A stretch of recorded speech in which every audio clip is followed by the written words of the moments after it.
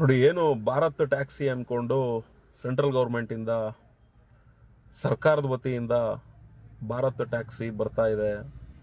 ಇದು ಸರ್ಕಾರ ನಿಗದಿಪಡಿಸಿರುವಂಥ ದರ ಕೊಡುವಂಥದ್ದು. ಈ ರೀತಿಯಲ್ಲಿ ಮಾಧ್ಯಮಗಳು, ಯಾಕೆ ಅಂದರೆ ಮಾಧ್ಯಮಗಳಿಗೆ ಸುದ್ದಿ ಬೇಕು. ಅವತ್ತಿನ ದಿನ ನನ್ನ ಸುದ್ದಿ ಎಷ್ಟು ವ್ಯೂಸು ಮೂವ್ ಆಯಿತು, ಎಲ್ಲಿವರೆಗೂ ಈ ಒಂದು ಸಬ್ಜೆಕ್ಟು ರೀಚ್ ಆಯಿತು, ಅಂದರೆ ಅವತ್ತಿನ ಒಂದು ಕಂಟೆಂಟು ಅವ್ರಿಗೆ ಯೂಸ್ಫುಲ್ ಆಗಿ ರೀಚ್ ಆಯ್ತಾ ಅನ್ನೋದಷ್ಟೇ ಮಾಧ್ಯಮಕ್ಕೆ ಬೇಕಾಗಿರುವಂಥದ್ದು. ಇನ್ನೊಂದಷ್ಟು ಜನ ಯೂಟ್ಯೂಬರ್ಸ್ಗಳು, ಇನ್ನೊಂದಷ್ಟು ಜನ ಅವ್ರುಗಳು ಕೂಡ ಅದನ್ನು ಎತ್ಕೊಂಡು ಪುಂಖಾನುಪುಂಖವಾಗಿ ನಾನಾ ಥರ ಪುಂಗ್ಬಿಟ್ರು. ಯಾಕೆ ಅಂದರೆ ಅವ್ರು ಮಾಡಾಕೋವಂಥ ವಿಡಿಯೋಸ್ಗಳಿಂದ ಅದೇನು ಅವರ ಸೋಷಿಯಲ್ ಮೀಡಿಯಾಗಳಲ್ಲಿ ಅಪ್ಲೋಡ್ ಆಗ್ತದೆ ಮತ್ತು ಯೂಟ್ಯೂಬ್ಗಳಲ್ಲಿ ಅಪ್ಲೋಡ್ ಆಗ್ತವೆ. ಇದರಿಂದ ಅವ್ರಿಗೆ ರೆವಿನ್ಯೂ ಜನ್ರೇಟ್ ಆಗ್ತದೆ. ಅವ್ರಿಗೆ ಅದರಲ್ಲಿ ದುಡ್ಡು ಬರೋದ್ರಿಂದ ಏನು ಮಾಡ್ತಾರೆ, ಏನೋ ಒಂದು ಸಬ್ಜೆಕ್ಟ್ ಬೇಕು, ಆ ಸಬ್ಜೆಕ್ಟಲ್ಲಿ ಸತ್ಯ ಏನಿದೆ ಅನ್ನೋದನ್ನು ಏನೂ ಕೂಡ ಕೂಲಂಕುಷವಾಗಿ ತಿಳ್ಕೊಳ್ಳೋದೇನೆ ಸುಮ್ಮನೆ ತೆಗ್ದ ಒಗ್ದ ಈ ಕೆಲಸಗಳನ್ನ ಮಾಡೋ ಅಂಥದ್ದು ಇತ್ತೀಚೆಗೆ ಮಾಧ್ಯಮಗಳಾಗಿರ್ಬೋದು, ಕೆಲವು ಯೂಟ್ಯೂಬರ್ಸ್ಗಳು ಆಗಿರ್ಬೋದು, ಈ ರೀತಿಯಲ್ಲಿ ಮಾಡ್ತಾರೆ. ಕೂಲಂಕುಷವಾಗಿ ಯಾರು ಕೂಡ ಸಮಗ್ರ ಮಾಹಿತಿಗಳನ್ನ ಸಂಗ್ರಹಣೆ ಮಾಡೋದಿಲ್ಲ. ಹಂಗಂತ ಹೇಳಿ ಇಲ್ಲಿ ನಾನು ಮಾತಾಡ್ತಿದ್ದೀನಿ ಅಂದ ತಕ್ಷಣ ನಾವು ಕೂಲಂಕುಷವಾಗಿ ಪರಿಶೀಲನೆ ಮಾಡಿದ್ದೀವಿ ಅಂತ ಏನಲ್ಲ. ಎಲ್ಲೋ ಒಂದು ಕಡೆ ನಮ್ಮ ಯಾತ್ರಿ ಅನ್ನೋ ಒಂದು ಸಂಸ್ಥೆ ಏನು ಡಾಕ್ಟರ್ ಬ್ರೋನ ಬಳಸ್ಕೊಂಡು, ಕೇರಳ ಬೇಸ್ಡ್ ಆ್ಯಪ್ ಇದು. ಈ ಒಂದು ಕೇರಳ ಮೂಲದ ಈ ಒಂದು ಆ್ಯಪು ಏನು ಡಾಕ್ಟರ್ ಬ್ರೋನ ಬಳಸ್ಕೊಂಡು ಇದು ಕರ್ನಾಟಕದ್ದು ಆ್ಯಪು ಅನ್ನೋ ರೀತಿಯಲ್ಲಿ ಏನಿಲ್ಲ ಅಪಪ್ರಚಾರ ಮಾಡಿ ಸುಳ್ಳು ಸುದ್ದಿನ ಹಬ್ಸಿದ್ರು. ಅದೇ ರೀತಿಯಲ್ಲಿ ಡೆಲ್ಲಿಯಲ್ಲೂ ಕೂಡ ಈ ಭಾರತ್ ಟ್ಯಾಕ್ಸಿ ಅನ್ನೋ ಒಂದು ಹೆಸರಲ್ಲಿ ಇವರ ಒಂದು ಹಸ್ತ ಇದೆ ಅನ್ನೋದು ಕಾಣಿಸ್ತಾ ಇದೆ.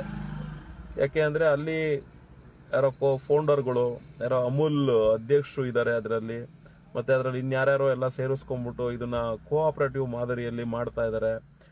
ಇದು ಮುಂದಿನ ದಿನಗಳಲ್ಲಿ ಎಲ್ಲ ಕಡೆ ಬಂದ್ಬಿಡುತ್ತೆ ಅನ್ನೋ ರೀತಿಯಲ್ಲೆಲ್ಲ ಏನು ವಿಚಾರ ಸ್ಪ್ರೆಡ್ ಆಗ್ತಾ ಇದೆ. ಎಲ್ಲ ಒಂದು ಕಡೆ ಇದು ನಮ್ಮ ಯಾತ್ರಿ ಸಂಸ್ಥೆಗೆ ಸೇರಿರೋ ಅನ್ನೋದು ಸ್ಪಷ್ಟವಾಗಿ ಗೊತ್ತಾಗ್ತಾ ಇದೆ.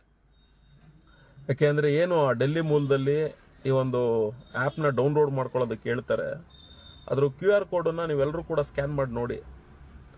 ಸ್ಕ್ಯಾನ್ ಮಾಡಿದ್ರೆ ಈಗ ಆಲ್ರೆಡಿ ಆಗಲೇ ಬೆಂಗಳೂರಿನಲ್ಲಿ ಏನು ನಮ್ಮ ಯಾತ್ರೆಯಲ್ಲಿ ಗಾಡಿಗಳು ಅಟ್ಯಾಚ್ ಆಗಿದ್ದಾವೆ, ಅದರಲ್ಲಿ ಯಾರೆಲ್ಲ ಡ್ರೈವರ್ಗಳು ಸೇರ್ಪಡೆ ಆಗಿದ್ದೀರಾ ಅಂಥವ್ರಿಗೆ ಈ ನಮ್ಮ ಯಾತ್ರಿ ಆ್ಯಪ್ ಹೋಗಿ ಭಾರತ ಟ್ಯಾಕ್ಸಿ ಅಂತ ಬಂದ್ಬಿಡುತ್ತೆ ಲೋಗೋ. ಮತ್ತು ನೀವು ಅಲ್ಲೇನು ಅಪ್ಲೋಡ್ ಮಾಡೋದು ಅಂದರೆ ಎಕ್ಸ್ಟ್ರಾ ಏನು ಮಾಹಿತಿಗಳನ್ನ ಹಾಕೋದೇ ಬೇಕಾಗಿಲ್ಲ. ಆಲ್ರೆಡಿ ನಿಮ್ದೇನು ಡೇಟಾ ಅವ್ರ ಹತ್ರ ಇರುತ್ತೆ, ಇದು ಅದಕ್ಕೆ ಸಿಂಕ್ ಆಗಿಬಿಡುತ್ತೆ. ಡೈರೆಕ್ಟು ನಿಮ್ಮ ಗಾಡಿಗಳು ಯಾವ್ಯಾವ ಇದಾವೆ ಹಂಗೆ ಶೋ ಅಪ್ ಆಗಿಬಿಡುತ್ತೆ. ಆ ರೀತಿಯಲ್ಲಿ ನಮ್ಮ ಯಾತ್ರೆಗೆ ತುಂಬ ಚೆನ್ನಾಗಿ ಸಿಂಕ್ ಆಗ್ತಾ ಇದೆ.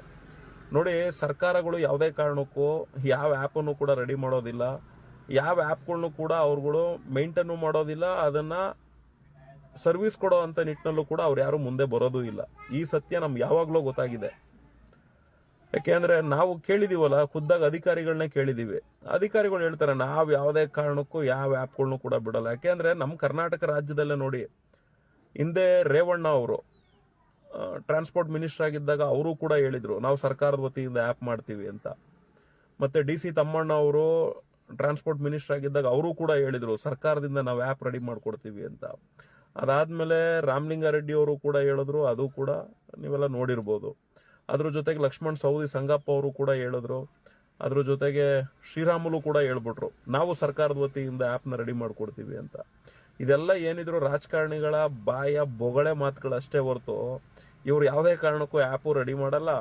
ಮತ್ತು ಅಧಿಕಾರಿಗಳು ಯಾವುದೇ ಕಾರಣಕ್ಕೂ ಟೆಕ್ನಿಕಲ್ ಟೀಮ್ನೆಲ್ಲ ಇಟ್ಕೊಂಡು ಅದಕ್ಕೊಂದಷ್ಟು ಜನ ಉದ್ಯೋಗಿಗಳನ್ನ ನೇಮಿಸ್ಕೊಂಡು ಹೆಂಗೆ ಈ ಬೇರೆ ಆ್ಯಪ್ ಸಂಸ್ಥೆಗಳು ಟೆಕ್ನಿಕಲ್ ವರ್ಕ್ಗಳನ್ನ ಮಾಡಿಕೊಂಡು ಅವರ ಸಂಪಾದನೆಗಳು ಮಾಡ್ತಿದ್ದಾರೆ, ಆ ರೀತಿಯ ಒಂದು ಶ್ರಮದ ಕೆಲಸಕ್ಕೆ ಯಾವ ಅಧಿಕಾರಿಗಳು ಕೂಡ ಪ್ರಯತ್ನ ಪಟ್ಟು ಒಳ್ಳೇದು ಮಾಡೋದೇ ಇಲ್ಲ. ಇವರು ನೋಡ್ರಿ, ಅಧಿಕಾರಿ ವಲಯ ಸರ್ಕಾರ ಇವ್ರು ಯಾವುದೇ ಕಾರಣಕ್ಕೂ ಉದ್ಯೋಗನ ಸೃಷ್ಟಿ ಮಾಡುವಂಥ ಯೋಗ್ಯತೆನೇ ಇಲ್ಲದೆ ಇರುವಂಥವ್ರು.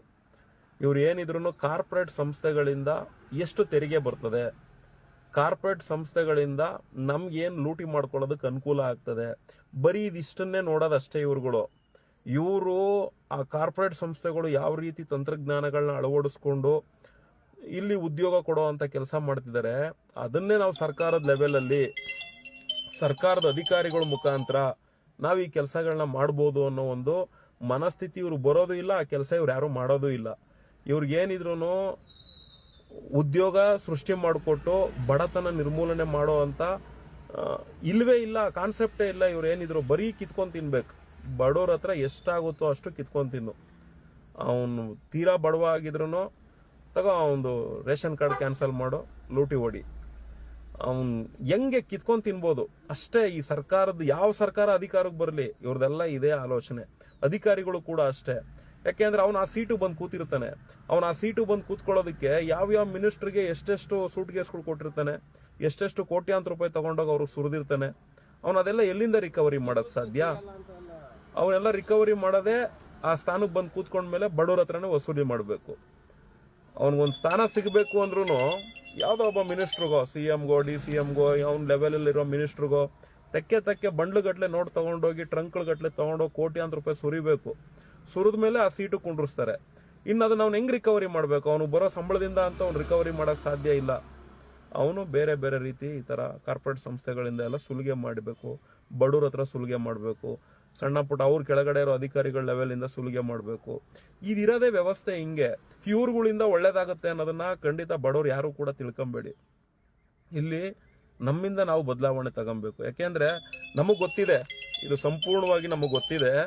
ಇದ್ರಲ್ಲಿ ಏನಂತ ಹೇಳ್ತಾರೆ ಅಂದ್ರೆ ಅವರು, ನಾವ್ ಇದ್ರಲ್ಲಿ ಅಲ್ದಿರೋದ್ರಿಂದ ಹೇಳೋದು, ಒಂದು ಸಂಸ್ಥೆಯಲ್ಲಿ ನಡಿಬೇಕು ಅಂದ್ರೆ ಮಸ್ಟ್ ಅಂಡ್ ಶುಡ್ ಅವರು ಡಿಜಿಟಲ್ ಮೀಟರ್ ಹಾಕೊಂಡಿರ್ಬೇಕು, ಅವನು ಅಗ್ರಿಗೇಟರ್ ಲೈಸೆನ್ಸ್ ತಗೊಂಡಿರ್ಬೇಕು, ಡಿಜಿಟಲ್ ಮೀಟರ್ಲೇನೆ ಸರ್ವಿಸ್ ಕೊಡಬೇಕು.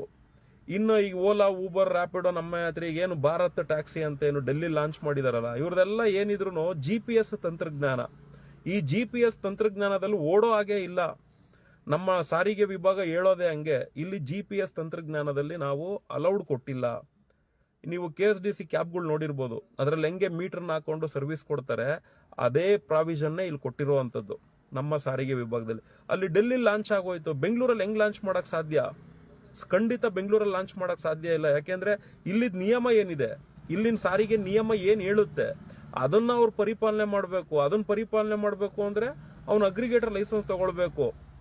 ಅಲ್ಲಿ ಅಮಿತ್ ಶಾನೇ ಓಪನ್ ಮಾಡಿರ್ಲಿ, ನರೇಂದ್ರ ಮೋದಿ ಅವರೇ ಆ ಕ್ಯಾಬ್ನ ಓಪನ್ ಮಾಡಿ ಅವ್ರದೇ ಅಲ್ಲಿ ಇನ್ವೆಸ್ಟ್ಮೆಂಟ್ ಇರ್ಲಿ, ಆದ್ರೆ ನಿಯಮ ಏನಿದೆ, ಸಾರಿಗೆ ನಿಯಮ ಏನಿದೆ, ಅವ್ನು ಅಗ್ರಿಗೇಟರ್ ಲೈಸೆನ್ಸ್ ತಗೊಂಡು GPS ಪ್ಯಾನಿಕ್ ಬಟನ್ನು ಮತ್ತೆ ಮೀಟರ್ನ ಹಾಕೊಂಡೇ ಇರಬೇಕು ಅನ್ನೋದೇ ನಿಯಮ ಇರೋದು. ಆ ನಿಯಮನ ಮೀರಿ ಇಲ್ಲಿ ಯಾವ್ದು ಕೂಡ ಇವ್ರೇನು ಮಾಡಕ್ ಸಾಧ್ಯ ಇಲ್ಲ. ಈ ಸತ್ಯ ನಮ್ಗೆ ಯಾವಾಗ್ಲೂ ಅರ್ಥ ಆಗ್ಬಿಟ್ಟಿದೆ. ಆದ್ರೂ ಕೂಡ ನಾವ್ ಯಾಕೆ ಈ ಓಲಾ, ಊಬರ್, ರ್ಯಾಪಿಡೋ, ನಮ್ಮ ಯಾತ್ರೆ ಇವ್ರನ್ನೆಲ್ಲ ಯಾಕೆ ತದ್ವಿರುದ್ಧವಾಗಿ ಇಷ್ಟೆಲ್ಲ ಮಾತಾಡ್ತೀವಿ ಅಂದ್ರೆ, ಇವ್ರದೆಲ್ಲ GPS ಆಧಾರಿತ, ಅವರ ಮೊಬೈಲ್ ಅಲ್ಲಿ GPS ಆಧಾರಿತವಾಗಿ ಇರುವಂತಹ ಆಪ್ಗಳು. ಇದಕ್ಕೆ ಪ್ರಾಧಾನ್ಯತೆ ಇಲ್ಲ. ನಮ್ದೇನಿದ್ರು ಮೀಟ್ರಲ್ಲೇ ರನ್ ಆಗ್ಬೇಕು, ಮೀಟ್ರಲ್ಲೇ ಗಾಡಿ ಓಡಬೇಕು, ಮೀಟ್ರಲ್ಲೇನೆ ಬಿಲ್ ಬರಬೇಕು. ಇದಕ್ಕೆ ಜಾಸ್ತಿ ಪ್ರಾಮುಖ್ಯತೆ ಕೊಟ್ಟಿರೋದು. ಅದಕ್ಕೆ ಮೌಲ್ಯಮಾಪನ ಇಲಾಖೆ ಇರೋದು. ಆಟೋದವರಾಗ್ಲಿ, ಕ್ಯಾಬ್ ಅವರಾಗ್ಲಿ ಮೀಟ್ರಲ್ಲೇ ಸರ್ವಿಸ್ ಕೊಡಬೇಕು. ಆದ್ರೆ ಏನಾಗ್ಬಿಟ್ಟಿದೆ ಅಂದ್ರೆ, ಈ ರ್ಯಾಪಿಡೋ, ಓಲಾ, ಊಬರ್ ಇವರೆಲ್ಲ ಬೇರೆ ಬೇರೆ ರಾಜ್ಯದವರು. ನೋಡಿ, ನಮ್ಮ ಯಾತ್ರೆ ಬಂದು ಕೇರಳದವನು, ಓಲಾದವನು ಬಂದು ಅವನು ಹಿಂದಿವಾಲ, ಇನ್ನು ಊಬರ್ ಬಂದು ಫಾರಿನ್ ಕಂಟ್ರಿ, ಇನ್ನು ರ್ಯಾಪಿಡೋದವನು ಬಂದು ಆಂಧ್ರದವನು. ಕರ್ನಾಟಕದವ್ರು ಯಾರಿದ್ದಾರೆ? ಕರ್ನಾಟಕದಲ್ಲಿ ಬಿಸ್ನೆಸ್ ಮಾಡೋದಕ್ಕೆ ಯಾರಿದ್ದಾರೆ? ಇಲ್ಲಿರೋದು ಕರ್ನಾಟಕದವ್ರು ನನಗೆ ಗೊತ್ತಿರೋ ಮಟ್ಟಿಗೆ ಇಬ್ರೆ. ಒಂದು ನಮ್ಮ ನಗರ ಮೀಟರ್ ಹುಡುಗರು, ಇನ್ನೊಂದು ಟೌನರ್ ಅಂತ ಹೇಳಿ ಮಾಡ್ಕೊಂಡಿದ್ದಾರೆ. ಅದು ಕೂಡ ಅಷ್ಟೇ GPS ಆಧಾರಿತ. ಹಂಗಂತ ಹೇಳಿ ನಾನು ಅವ್ರನ್ನ ಕಂಡಮ್ ಮಾಡಕ್ ಹೋಗ್ತಿಲ್ಲ. ಆತನು ಕೂಡ ಒಂದು ಕನ್ನಡದ ಸಂಸ್ಥೆಯ ಮಾಲೀಕ, ಕನ್ನಡಿಗರಿಗೆ ಉದ್ಯೋಗ ಕೊಡುವಂತ ಕೆಲಸ ಮಾಡ್ತಿದ್ದಾರೆ. ಕನ್ನಡಿಗರ ಸಂಸ್ಥೆ ಬೆಳಿಲಿ ಅಂತ ಹೇಳಕ್ ಇಷ್ಟಪಡ್ತೀನಿ. ಆದ್ರೆ ಲೀಗಲ್ ವೇ ಹೋದ್ರೆ ಅವ್ರದ್ದು ಕೂಡ ತಪ್ಪೆ. ಆದ್ರೆ ಲೀಗಲ್ ಅಲ್ಲಿ ಮೀಟರ್ ಇಟ್ಕೊಂಡು ಸಂಪಾದನೆ ಮಾಡೋದಕ್ಕೆ ಒಂದು ಆ್ಯಪ್ ರೆಡಿ ಮಾಡಿದ್ರು ಕೂಡ ತಪ್ಪೆ ಅನ್ನೋ ಒಂದು ವ್ಯವಸ್ಥೆ ನಮ್ಮಲ್ಲಿ ಇದೆ ಅಂದಮೇಲೆ ಯಾವ್ದ್ರಿ ಅದು ಭಾರತ್ ಟ್ಯಾಕ್ಸಿ? ನರೇಂದ್ರ ಮೋದಿ ಅವ್ರದೇ ಆಗಿರ್ಬೋದು, ಖಂಡಿತ ಸಾಧ್ಯ ಇಲ್ಲ. ನಮ್ಮ ಕಾನೂನು ಏನ್ ಹೇಳಿದೆ, ಟ್ರಾನ್ಸ್ಪೋರ್ಟ್ ವಿಂಗು ಏನು ಅದಕ್ಕೊಂದು ವ್ಯವಸ್ಥೆ ಮಾಡಿದೆ, ಆ ವ್ಯವಸ್ಥೆಯಲ್ಲೇ ರನ್ ಆಗ್ಬೇಕು. ಸುಮ್ಮನೆ ಸಾಕಷ್ಟು ಜನ ಅದು ಮಾಧ್ಯಮದವ್ರಿಗೆ ಏನ್ ಗೊತ್ತಾ, ಅವ್ರಿಗೆ ಸತ್ಯ ಏನು ಅನ್ನೋದಲ್ಲ ಅವ್ರಿಗೆ ಇಂಪಾರ್ಟೆಂಟು. ಸತ್ಯ ಗೊತ್ತಿದ್ರು ಕೂಡ ಸುಳ್ಳುನ್ನೇ ಅವರು ಪ್ರಪಂಚನ ಸೃಷ್ಟಿ ಮಾಡಿ ವ್ಯೂಸ್ನ ತೋರಿಸೋದು. ಯಾಕೆಂದ್ರೆ ಜನ ಸುಳ್ಳುನ್ನೇ ಜಾಸ್ತಿ ನಂಬೋದು ಅಂತ ಅವ್ರು ಚೆನ್ನಾಗಿ ಗೊತ್ತು. ಸತ್ಯ ಹೇಳ್ಬಿಟ್ರೆ ಕಂಟೆಂಟ್ ಕ್ಲೋಸ್ ಆಗ್ಬಿಡುತ್ತೆ. ಸುಳ್ಳು ಹೇಳಿದ್ರೆ ಸುಳ್ಳು ಹೇಳ್ಕೊಂಡು ಹೋಗ್ತಾನೆ ಇದ್ರೆ ವ್ಯೂಸ್ ಹೋಗುತ್ತೆ.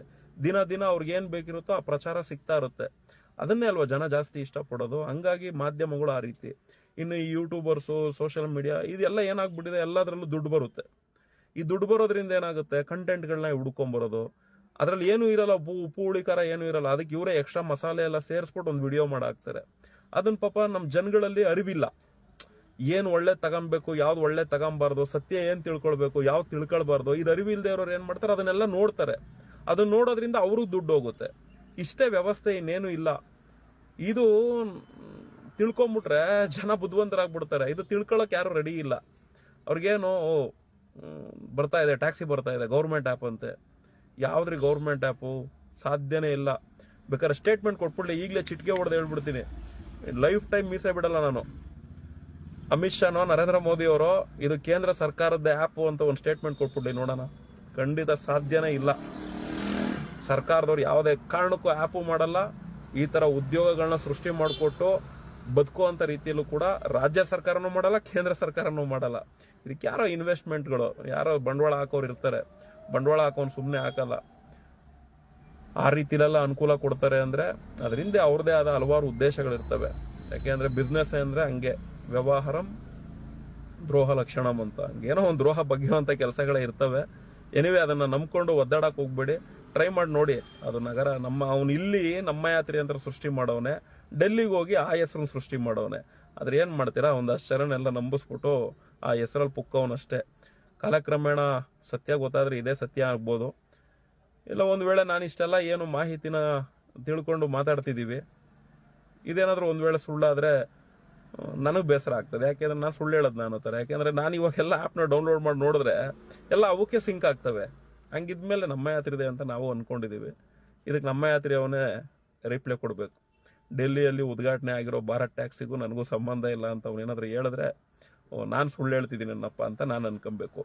ಯಾಕೆಂದ್ರೆ ಅದರದೆಲ್ಲ ವಿಡಿಯೋ ಮಾಡಿಟ್ಟಿದ್ದೀವಿ. ಹಂಗೇನಾದ್ರೂ ಒಂದು ಸ್ಟೇಟ್ಮೆಂಟ್ ಕೊಟ್ಟಾಗ ಆ ವಿಡಿಯೋ ಹಾಕೋಣ. ಧನ್ಯವಾದ ಬ್ರದರ್ಸ್.